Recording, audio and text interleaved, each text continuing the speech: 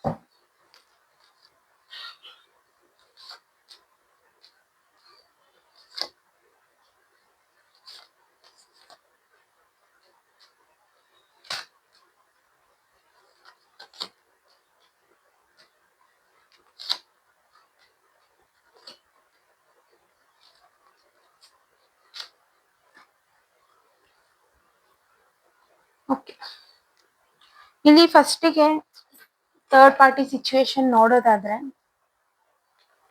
Fine, ಇಲ್ಲಿ sometimes ತುಂಬಾ silent ಆಗಿರ್ತಾರೆ. ಅಂಡ್ ನಿಮಗ್ ಗೊತ್ತಿದೆ ಆಲ್ರೆಡಿ ಯಾರ್ ಥರ್ಡ್ ಪರ್ಸನ್ ನಿಮ್ಮ ಲೈಫ್ ಅಲ್ಲಿ ಬಂದು ನಿಮ್ಮನ್ನ ಡಿಸ್ಟರ್ಬ್ ಮಾಡಿರೋದು, ನಿಮ್ಮ ವ್ಯಕ್ತಿ ದೂರ ಆಗೋದಿಕ್ಕೆ ಯಾರ್ ಕಾರಣ ಅನ್ನೋದೆಲ್ಲ ನಿಮ್ಗೆ ಕಂಪ್ಲೀಟ್ ಆಗಿ ಗೊತ್ತಿದೆ. ಬಟ್ ಇಲ್ಲಿ ನೋಡೋದಾದ್ರೆ ಥರ್ಡ್ ಪಾರ್ಟಿಗೂ ಇಲ್ಲಿ ಆಪ್ಷನ್ಸ್ ಅನ್ನೋದಿದೆ. ಅಂಡ್ ಈ ವ್ಯಕ್ತಿ ಬೇಕು ಅಂತಾನೆ ಇವರು ನಿಮ್ಮ ಲೈಫ್ ಅಲ್ಲಿ ಬಂದು ಇಲ್ಲಿ ಆಟ ಆಡ್ತಾ ಇದ್ದಾರೆ. ಆಲ್ಮೋಸ್ಟ್ ನಿಮ್ಮ ವ್ಯಕ್ತಿ ಇಲ್ಲಿ ಆ ಪರ್ಸನ್ ನ ಬಿಟ್ಟು ದೂರ ಆಗೋದಿಕ್ಕೆ ತುಂಬಾ ಸಲ ಟ್ರೈ ಮಾಡಿದ್ದಾರೆ. ಈಗ ಹೇಗಿರ್ತಾರೆ ಥರ್ಡ್ ಪರ್ಸನ್ ಅಂತಂದ್ರೆ, ಒಂದ್ ವೇಳೆ ನಿಮ್ಮ ವ್ಯಕ್ತಿ ಇವ್ರನ್ನ ಅಪ್ರೋಚ್ ಮಾಡಕ್ ಹೋದಾಗ ಇವ್ರು ಒಪ್ಕೊಳ್ಳೋದಿಲ್ಲ, ಬೇಡ ಅಂತ ದೂರ ಇಡ್ತಾರೆ. ಅದೇ ನಿಮ್ಮ ವ್ಯಕ್ತಿ ಇವ್ರು ಬೇಡ ಅಂತ ನಿಮ್ಮ ಕಡೆ ಬರೋ ಟೈಮ್ ನಲ್ಲಿ ಥರ್ಡ್ ಪರ್ಸನ್ ಮತ್ತೆ ರೀಕನೆಕ್ಟ್ ಆಗ್ತಾ ಇದ್ದಾರೆ ಇವರ ಲೈಫಿಗೆ. ಈಗ ಇರ್ಬೋದು ಸ್ಟಾರ್ಟಿಂಗ್ ನಲ್ಲಿ ಇಬ್ರು ಸೇರಿನೂ ತಪ್ಪು ಮಾಡಿರ್ಬೋದು, ಅಥವಾ ನಿಮ್ಮ ವ್ಯಕ್ತಿ ಕಡೆಯಿಂದಾನೇ ತಪ್ಪಾಗಿರ್ಬೋದು, ಅಥವಾ ಥರ್ಡ್ ಪರ್ಸನ್ ಕಡೆಯಿಂದಾನೇ ತಪ್ಪಾಗಿರ್ಬೋದು. ಬಟ್ ಇಲ್ಲಿ ಈಗ ನಿಮ್ಮ ಪರ್ಸನ್ಗೆ ಇಷ್ಟ ಇಲ್ಲ ಅಂತಂದ್ರೆ ಬಲವಂತ ಮಾಡಿ ಇಷ್ಟಪಡೋ ರೀತಿಲಿ ಮಾಡ್ಕೊಳ್ತಾ ಇದ್ದಾರೆ. ಅಂಡ್ ಇಷ್ಟಪಟ್ರು ಅಥವಾ ಅವರೇ ಹೋದ್ರು ಅವರ ಲೈಫಿಗೆ ಅಂತಂದ್ರು ಅಂದಾಗ ಅವರು ನಿಮ್ಮ ವ್ಯಕ್ತಿನ ದೂರ ಇಡ್ತಾ ಇದ್ದಾರೆ. ಸೊ ಈ ತರ ನಿಮ್ಮ ವ್ಯಕ್ತಿ ಆಟ ಆಡೋ ಬದಲು ಬಿಟ್ಬಿಟ್ಟು ಸೈಲೆಂಟ್ ಆಗಿರೋದು ವಾಸಿ ಇಲ್ಲಿ. ಅಂಡ್ ಕರ್ಮ, ಡೆಫಿನೆಟ್ಲಿ ಇಲ್ಲಿ ಕರ್ಮ ಅನ್ನೋದು ಇಲ್ಲಿ ಪ್ಲೇ ಮಾಡ್ತಾ ಇದೆ. ಒಂದು ನಿಮ್ಮ ವ್ಯಕ್ತಿಗೆನೆ ಇರ್ಬೋದು, ಬಿಕಾಸ್ ಇಲ್ಲಿ ನಿಮ್ಮನ್ನ ಬಿಟ್ಟು ಥರ್ಡ್ ಪರ್ಸನ್ ನ ಚೂಸ್ ಮಾಡ್ಕೊಂಡು ಆ ಕಡೆ ಹೋಗಿರೋದ್ರಿಂದಾನು ಇರ್ಬೋದು. ಇತ್ತೀಚೆಗೆ ನಿಮ್ಮ ವ್ಯಕ್ತಿ ಇಲ್ಲಿ ಕಂಪ್ಲೀಟ್ ಸೈಲೆಂಟ್ ಟ್ರೀಟ್ಮೆಂಟ್ ಅನ್ನೋದನ್ನ ನಿಮ್ಗೂ ಕೊಡ್ತಾ ಇದ್ದಾರೆ, ಇಲ್ಲಿ ಥರ್ಡ್ ಪರ್ಸನ್ಗೂ ಕೊಡ್ತಾ ಇದ್ದಾರೆ. ಅಂಡ್ ಏನೋ ಒಂದು ಹೇಳ್ಕೊಳ್ಬೇಕು ಕೆಲವು ವಿಚಾರಗಳನ್ನ ನಿಮ್ಮ ಹತ್ರ, ಬಿಕಾಸ್ ಥರ್ಡ್ ಪರ್ಸನ್ ಇಲ್ಲಿ ಅರ್ಥ ಮಾಡ್ಕೊಳ್ಳೋರಂತೂ ಅಲ್ಲ ಇಲ್ಲಿ. ಸೊ ನಿಮ್ಮ ಹತ್ರ ಓಪನ್ ಅಪ್ ಆಗ್ಬೇಕು ಅಂತ ತುಂಬಾನೇ ಟ್ರೈ ಮಾಡ್ತಾ ಇದ್ದಾರೆ, ಬಟ್ ಆಗ್ತಾ ಇಲ್ಲ. ಸಮಥಿಂಗ್ ಏನೋ ಒಂದು ಕಂಟ್ರೋಲ್ ಅನ್ನೋದು, ಅಥವಾ ಅವರ ನೆಗೆಟಿವ್ ಥಾಟ್ಸ್ ಇರ್ಬೋದು, ಅಥವಾ ಅವ್ರಿಗೆ ನೆಗೆಟಿವಿಟಿ ಎನರ್ಜಿ ಆಗಿರ್ಬೋದು ಅವ್ರದ್ದು. ಸೊ ಕಂಪ್ಲೀಟ್ ಈ ತರ ಇವ್ರು ಕಂಟ್ರೋಲ್ ಮಾಡ್ಕೊಳ್ತಿರೋದ್ರಿಂದ ಎಲ್ಲೂ ಓಪನ್ ಅಪ್ ಆಗ್ತಾ ಇಲ್ಲ. ಅಥವಾ ಆಗಿರೋ ಮಿಸ್ಟೇಕ್ ಇರ್ಬೋದು, ಮಾಡಿರೋ ಮಿಸ್ಟೇಕ್ಸ್ಗೆ ಆಕ್ಷನ್ಸ್ ತಗೊಂಡು ಅಲ್ಲಿ ಜಸ್ಟಿಸ್ ಮಾಡೋದಕ್ಕೂ ಆಗ್ತಾ ಇಲ್ಲ ಈ ವ್ಯಕ್ತಿ ಕಡೆಯಿಂದ. ಕಂಪ್ಲೀಟ್ ಒಂದ್ ಕಡೆ ಇವರು ಸ್ಟಕ್ ಆಗಿದ್ದಾರೆ ಈ ವ್ಯಕ್ತಿ. ಅನ್ಸುತ್ತೆ ಈ ವ್ಯಕ್ತಿಗೆ ಥರ್ಡ್ ಪರ್ಸನ್ ನ ಹೆಂಗಾದ್ರೂ ಮಾಡಿ ದೂರ ಮಾಡ್ಬೇಕು ಅಂತ. ಈ ತರ ಯೋಚನೆ ಎಲ್ಲ ಮಾಡಿದಾಗ ಆಟೋಮೆಟಿಕ್ ಆಗಿ ಅದೇ ವ್ಯಕ್ತಿನೇ ಇಲ್ಲಿ ಕನೆಕ್ಟ್ ಆಗೋದಕ್ಕೆ ಸ್ಟಾರ್ಟ್ ಆಗ್ತಾ ಇದಾರೆ. ಸೊ ಈ ತರ ಕನ್ಫ್ಯೂಷನ್ ಅಲ್ಲಿ ಇದ್ದು ಈ ವ್ಯಕ್ತಿ ನಿಮ್ಗೂ ಇಲ್ಲಿ ಪ್ರಾಪರ್ ಆಗಿ ಟೈಮ್ ಅನ್ನೋದನ್ನ ಕೊಡೋದಕ್ಕೆ ಆಗ್ತಾ ಇಲ್ಲ. ಈ ತರ ಒಂದು ಸಂಕಷ್ಟದಲ್ಲಿ ಸಿಲ್ಕೊಂಡಿದ್ದಾರೆ. ಬಿಕಾಸ್ ಇವ್ರಿಗೆ ಗೊತ್ತಿದೆ ಇಲ್ಲಿ ಥರ್ಡ್ ಪಾರ್ಟಿ ವರ್ತ್ ಅಲ್ಲ.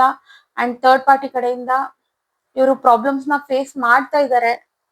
ಈಗ ನೀವ್ ಇವ್ರ ಲೈಫಲ್ಲಿ ಇದ್ದಾಗ ಇದ್ದಂತ ನೆಮ್ಮದಿ ಥರ್ಡ್ ಪಾರ್ಟಿ ಆ ಥರ್ಡ್ ಎನರ್ಜಿ ಇವ್ರ ಲೈಫಿಗೆ ಬಂದಾಗಿಂದ ಇಲ್ಲ ಇವರಿಗೆ. ಓಕೆನಾ? ನಿಮಗೆ ಇತ್ತೀಚೆಗೆ ಅನ್ಸಿರ್ಬೋದು ಸುಮ್ನೆ ಆದ್ರೂ ನಿಮ್ಮ ವ್ಯಕ್ತಿ ಕಾಲ್ ಮಾಡೋದು, ಮಾತಾಡ್ತಿರೋದು, ಸ್ವಲ್ಪ ಕೇರ್ ಅನ್ನೋದನ್ನ ನಿಮ್ಗೆ ತೋರಿಸ್ಕೊಳ್ತಿರೋದು,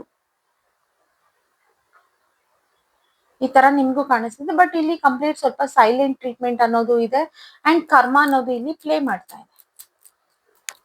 ಓಕೆನಾ?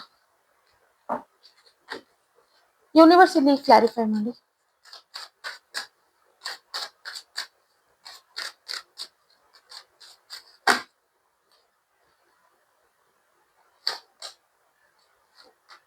ಆಕ್ಚುಲ್ ಆಗಿ ಇಲ್ಲಿ ನಿಮ್ಮ ವ್ಯಕ್ತಿ ಇಲ್ಲಿ ಟ್ರ್ಯಾಪ್ ಆಗಿದ್ದಾರೆ.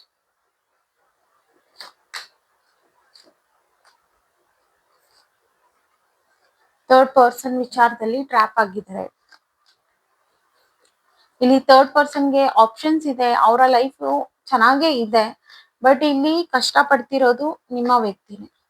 ಸೊ ಡೆಫಿನೆಟ್ಲಿ ಇಲ್ಲಿ ನೋಡೋದಾದ್ರೆ ಇವರಿಬ್ಬರ ಮಧ್ಯದಲ್ಲಿ ಏನು ಬಾಂಡಿಂಗ್ ಇದೆ ಅಥವಾ ಈಗ ಆನ್ ಅಂಡ್ ಆಫ್ ಅನ್ನೋದು ನೀವು ನೋಡ್ತಾ ಇದ್ದೀರಾ, ನಿಮ್ಮ ವ್ಯಕ್ತಿನೇ ಇದಕ್ಕೆ ಎಂಡ್ ಅನ್ನೋದನ್ನ ಮಾಡ್ತಾರೆ. ನಿಮ್ಮ ವ್ಯಕ್ತಿನೇ ಇಲ್ಲಿ ರಿಲೇಶನ್ಶಿಪ್ ನ ಥರ್ಡ್ ಪರ್ಸನ್ ಜೊತೆನಲ್ಲಿ ಎಂಡ್ ಮಾಡ್ಬೇಕು. ಸೊ ಹಾಗಾಗಿ ಈ ವ್ಯಕ್ತಿ ಇಗ್ನೋರ್ ಮಾಡ್ತಾ ಇದ್ದಾರೆ. ಇಲ್ಲಿ ಥರ್ಡ್ ಪರ್ಸನ್ ನ ತುಂಬಾನೇ ಇಗ್ನೋರ್ ಮಾಡ್ತಾ ಇದ್ದಾರೆ. ಬಟ್ ಸ್ಟಿಲ್ ಎಷ್ಟೇ ಇಗ್ನೋರ್ ಮಾಡಿದಷ್ಟು ಆ ವ್ಯಕ್ತಿ ಇಲ್ಲಿ ರೀಕನೆಕ್ಟ್ ಅನ್ನೋದು ಆಗ್ತಾ ಇದ್ದಾರೆ. ಬಟ್ ಇಲ್ಲಿ ಫೈನಲಿ ಒನ್ ಡೇ ಅನ್ನೋದಾದ್ರೆ ಒಂದು ವಿತಿನ್ 10 days ಅಥವಾ ಒಂದು 3 to 4 months ಅಥವಾ 10 weeks 2.5 months ಒಳಗಡೆನೂ ಈ ಪರ್ಸನ್ ಇದನ್ನ ಎಂಡ್ ಮಾಡೋ ಚಾನ್ಸಸ್ ತುಂಬಾನೇ ಸ್ಟ್ರಾಂಗ್ ಆಗಿ ಕಾಣ್ತಾ ಇದೆ. ಸೊ ಇದು ನಿಮ್ಗೆ ಒಳ್ಳೇದ್ ಅನ್ಸುತ್ತೆ. ಈಗ ಇಷ್ಟು ದಿನ ನಾನು ವೇಟ್ ಮಾಡಿದೀನಿ ಎಂಡಿಂಗ್ಗೋಸ್ಕರ, ಇನ್ನೊಂದ್ ಸ್ವಲ್ಪ ದಿನ ವೇಟ್ ಮಾಡೋದ್ರಲ್ಲಿ ನನಗೆ ಕಷ್ಟ ಇಲ್ಲ ಅನ್ನೋ ಒಂದು ಮನಸ್ಥಿತಿ ನಿಮ್ಗೂ ಇದೆ ಇಲ್ಲಿ. ಸೊ ತುಂಬಾ ಜನಕ್ಕೆ ಆಲ್ರೆಡಿ ಹಿಂಟ್ ಸಿಕ್ಕಿದೆ ಇಲ್ಲಿ ಥರ್ಡ್ ಪರ್ಸನ್ ಅವರ ಲೈಫ್ ಅಲ್ಲಿ ಏನಾಗ್ತಾ ಇದೆ ಅಥವಾ ನಿಮ್ಮ ಪರ್ಸನ್ ಮತ್ತೆ ಥರ್ಡ್ ಪರ್ಸನ್ ಮಧ್ಯದಲ್ಲಿ ಬಾಂಡಿಂಗ್ ಹೇಗಿದೆ, ಏನಾಗ್ತಾ ಇದೆ ಅಂತ ಒಂದು ಅಬ್ಸರ್ವೇಷನ್ ಅನ್ನೋದು ನೀವು ಮಾಡ್ತಾ ಇದ್ದೀರಾ. ಅಂಡ್ ನೀವು ತುಂಬಾ ಲಾಂಗ್ ಇಂದಾನು ವೇಟ್ ಮಾಡ್ತಾ ಇದ್ದೀರಾ. ಇಲ್ಲಿ ಇವ್ರಿಬ್ರ ರಿಲೇಶನ್ಶಿಪ್ ಇರ್ಬೋದು ಅಥವಾ ಈ ಸಿಚುವೇಶನ್ ಅನ್ನೋದು ಡೆಫಿನೆಟ್ಲಿ ಎಂಡ್ ಆಗ್ಬೇಕು ಅನ್ನೋದು. ಕೆಲವರು ನೀವು ಶಾಪ ಹಾಕ್ತಿರೋದು ಇದೆಲ್ಲ ಏನು ಮಾಡೋದಕ್ಕೆ ಹೋಗ್ಬೇಡಿ, ಬಿಟ್ಬಿಡಿ, ಅವ್ರ ಕರ್ಮ ಅವ್ರು ಅನ್ಭೋಗ್ತೀವಿ ಅಂತ. ಓಕೆನಾ? ಇನ್ನು ಸ್ವಲ್ಪ ಕ್ಲಾರಿಫೈ ಮಾಡಿ. ಯೂನಿವರ್ಸ್ ಪ್ಲೀಸ್ ಕ್ಲಾರಿಫೈ ಮಾಡಿ.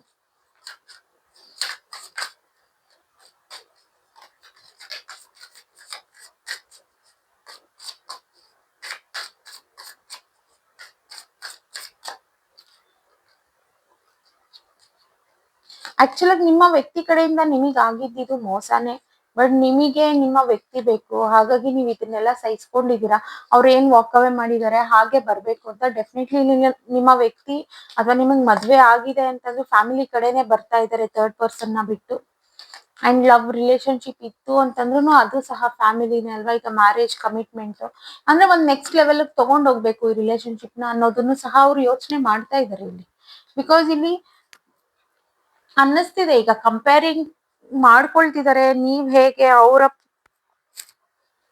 ಈಗ ನಿಮ್ಮ ವ್ಯಕ್ತಿ ಪರ್ಸನ್ ಹೇಗೆ ಅಂಡ್ ಥರ್ಡ್ ಪರ್ಸನ್ ಹೇಗೆ ಅನ್ನೋ ತರ ಇವರು ಕಂಪೇರಿಂಗ್ ಮಾಡ್ಕೊಂಡು ಇಲ್ಲಿ ಯೋಚನೆ ಮಾಡ್ತಾ ಇದ್ದಾರೆ. ಆದಷ್ಟು ಬೇಗ ಹೇಗಾದ್ರೂ ಮಾಡಿ ಥರ್ಡ್ ಪರ್ಸನ್ ನ ಬಿಟ್ಬಿಡ್ಬೇಕು, ಒಂದು ಕ್ಲಾರಿಟಿ ಕೊಟ್ಟು ಅದನ್ನ ಎಂಡ್ ಮಾಡ್ಬೇಕು ಅನ್ನೋದು ತುಂಬಾನೇ ಯೋಚನೆ ಮಾಡ್ತಾ ಇದ್ದಾರೆ. ಬಟ್ ಇಲ್ಲಿ ನಿಮ್ಮ ವ್ಯಕ್ತಿನೂ ಅಷ್ಟೇ ಸ್ಲೈಟ್ ಈ ಥರ್ಡ್ ಪರ್ಸನ್ ಕಡೆಯಿಂದ ಇನ್ಫ್ಲೂಯೆನ್ಸ್ ಆಗ್ತಾ ಇದ್ದಾರೆ ಕೆಲವು ವಿಚಾರಗಳಿಗೆ. ಇದು ಅವ್ರನ್ನ ತುಂಬಾನೇ ಅಟ್ರಾಕ್ಟ್ ಮಾಡ್ತಾ ಇದೆ. ಹಾಗಾಗಿ ಈ ವ್ಯಕ್ತಿ ಏನ್ ವಾಕವೇ ಆಗಿರ್ತಾರೆ ಮತ್ತೆ ರೀಕನೆಕ್ಟ್ ಆಗ್ತಾ ಇರ್ತಾರೆ. ಬಿಕಾಸ್ ಇಲ್ಲಿ ಥರ್ಡ್ ಪರ್ಸನ್ ಅಲ್ವಾ ಅವ್ರನ್ನ ಇನ್ಫ್ಲೂಯೆನ್ಸ್ ಮಾಡ್ತಿರೋದು ಅಂಡ್ ಜೊತೆನಲ್ಲಿ ಅವರು ಕನೆಕ್ಟ್ ಆಗೋದಕ್ಕೆ ಟ್ರೈ ಮಾಡ್ತಾರೆ. ಆಗ ಈ ವ್ಯಕ್ತಿ ಈಸಿಯಾಗಿ ಕನೆಕ್ಟ್ ಆಗ್ಬಿಡ್ತಾ ಇದ್ದಾರೆ. ಬಟ್ ಈ ಇತ್ತೀಚೆಗೆ ನೋಡೋದಾದ್ರೆ ಕಂಪೇರಿಂಗ್ ಟು ಬಿಫೋರ್ ಈ ವ್ಯಕ್ತಿ ಇಲ್ಲಿ ಕಮ್ಮಿ ಆಗಿದೆ. ಒಂದು ಸೆಲ್ಫ್ ರೆಸ್ಪೆಕ್ಟ್ ಅನ್ನೋದು ಅವ್ರ ಮೇಲೆ ಅವ್ರಿಗೆ ಒಂದು ಮರ್ಯಾದೆ ಅನ್ನೋದು ಇಟ್ಕೊಂಡಿರೋದಿರ್ಬೋದು. ಈ ತರ ವಿಚಾರಗಳಿಂದ ಆದಷ್ಟು ಅವರನ್ನು ಸಹ ಇಲ್ಲಿ ಇಗ್ನೋರ್ ಮಾಡ್ತಾ ಇದ್ದಾರೆ ಥರ್ಡ್ ಪರ್ಸನ್ ಸಹ ಇವರು. ಓಕೆನಾ? ಬಟ್ ಡೆಫಿನೆಟ್ಲಿ ಈ ಸಿಚುವೇಶನ್ ಎಂಡ್ ಆಗಿ ನ್ಯೂ ಬಿಗಿನಿಂಗ್ ಅನ್ನೋದು ನಿಮ್ಮಿಬ್ರಲ್ಲಿದೆ. ಯೂನಿವರ್ಸ್ ನನ್ಗಿಲ್ಲಿ ಓವರ್ ಆಲ್ ಈ ರೀಡಿಂಗ್ ಮೇಲೆ ಗೈಡೆನ್ಸ್ ನ ಕೊಡಿ.